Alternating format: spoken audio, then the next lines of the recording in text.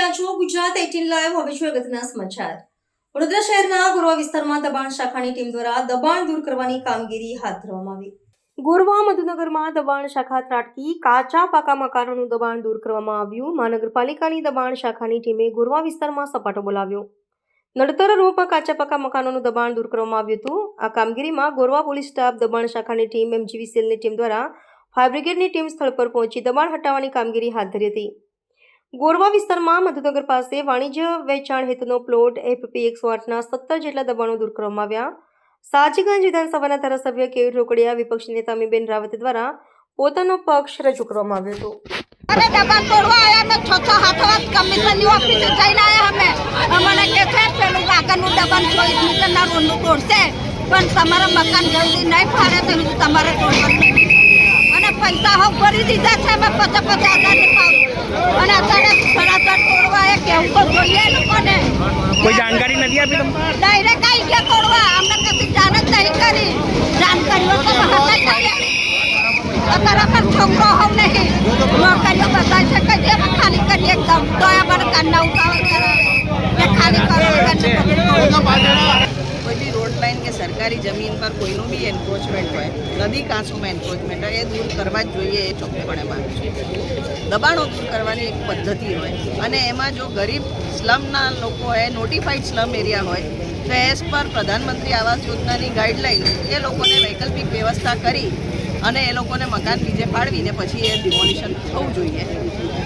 અહીંયા જે ફાયરનો પ્લોટ છે ત્યાં ફાયર સ્ટેશન પહેલાં બનવાનું હતું, હવે બીજે અન્ય ઠેકાણે બની ગયું છે. એ પ્લોટમાં અત્યારે કોઈ પ્લાનિંગ નથી. સાંભળ્યું છે કે બાજુનો પ્લોટ કોઈ મોટા બિલ્ડરે ખરીદ્યો છે અને આ પ્લોટને હેતુફેર કરીને વાણિજ્યમાં કન્વર્ટ કરીને ખરીદવાની વાતો ચાલે છે અને એટલે રાજકીય દબાણમાં ઉતાવળ થાય છે. બાકી ફાળવણી થઈ ગઈ છે મકાનની, એલોટમેન્ટ લેટર આપવા અધિકારી આવે છે. વિધિન 10 ડેઝ એ લોકો સ્વૈચ્છિક રીતે મકાનો ખાલી કરી લે. પછી આ તોડવાનું હોય તો આ ઘર્ષણનો સવાલ ના ઊભો થાય. એક માનવતાની દ્રષ્ટિએ જોઈએ તો 10 દિવસમાં માટે આ લોકોને ઘર પણ ભાડે આપે, 10 દિવસ માટે એમના પર ગરીબ લોકો પર એક્સપેન્સ કેટલો, તો 10 દિવસ પોસ્ટપોન કરવા માટે અમે ડિમાન્ડ કરીએ છીએ કે જ્યાં સુધી એ લોકોને મકાન ફાળવણી ના થાય ને ત્યાં રહેવા ના જાય ત્યાં સુધી ડિમોલિશનને પોસ્ટપોન કરો. પછી ડિમોલિશન કરવામાં કોઈ વિરોધ નથી. જે દબાણો હતા અને એમાં પણ વિશેષ રૂપે જે અમે આ 24 મીટરની રોડ લાઈન નાખી છે એના કોર્નર પર અને એની બાજુમાં અમારા ફાયર બ્રિગેડનો જે પ્લોટ નંબરનો આવ્યો છે કોર્પોરેશન, એની પર જે દબાણો હતા એ દબાણો દૂર કરવાની કાર્યવાહી પ્રોપર નોટિસો આપીને હાલમાં કોર્પોરેશનના અધિકારી છે, પોલીસનો સ્ટાફ છે, લોકોને સમજાવીને આ તમામ દબાણો આજે દૂર કરી રહ્યા છે.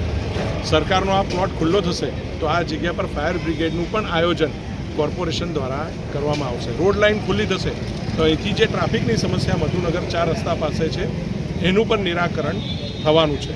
તો કોર્પોરેશન દ્વારા આજે આ કોર્પોરેશનનો પ્લોટ પણ ખુલ્લો કરવામાં આવી રહ્યો છે અને રોડ લાઇન પણ ખુલ્લી કરવામાં આવી રહી છે. આની પહેલાં આશરે 6 મહિના પહેલાં મધુનગરના એક ભાગનું ઓલરેડી ડિમોલિશન થઈ ચૂક્યું હતું, પરંતુ જે આ બીજો ભાગ રહી ગયો હતો એ એમને જે આવાસ નહીં ફાળવવાના કારણે માનવતાનું ધોરણ રાખીને અમે જ કહ્યું હતું કે ભાઈ માનવતાનું ધોરણ રાખો, એમને આવાસ ફળવાઈ જાય ત્યારબાદ આ ડિમોલિશન કરો. તો એના પછી આ ડિમોલિશન આજે થઈ રહ્યું છે.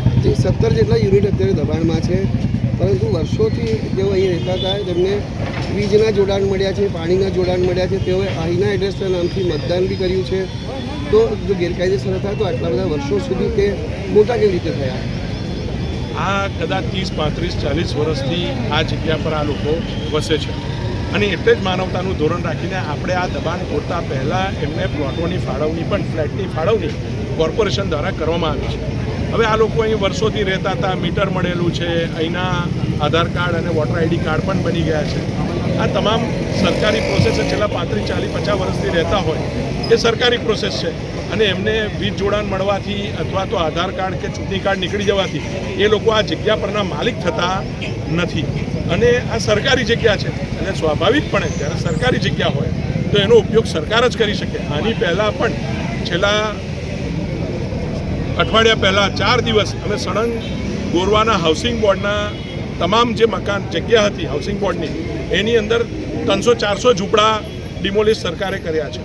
તો સરકારની જગ્યાઓ ખુલ્લી કરવાનું એને ફેન્સિંગ બાઉન્ડ્રી અને એનો ઉપયોગ કરવાનો સરકારે માનનીય મુખ્યમંત્રી ભૂપેન્દ્રભાઈ પટેલ, માનનીય નાયબ મુખ્યમંત્રી હર્ષભાઈ સંઘવી જેઓ આપણા પ્રભારી મંત્રી છે, એમની એકદમ મન બનાવી લીધું છે કે આપણી જગ્યાઓ તમામ ખુલ્લી થવી જોઈએ, સિક્યોર થવી જોઈએ, કોઈ પણ દબાણ એની પર ચાલશે નહીં.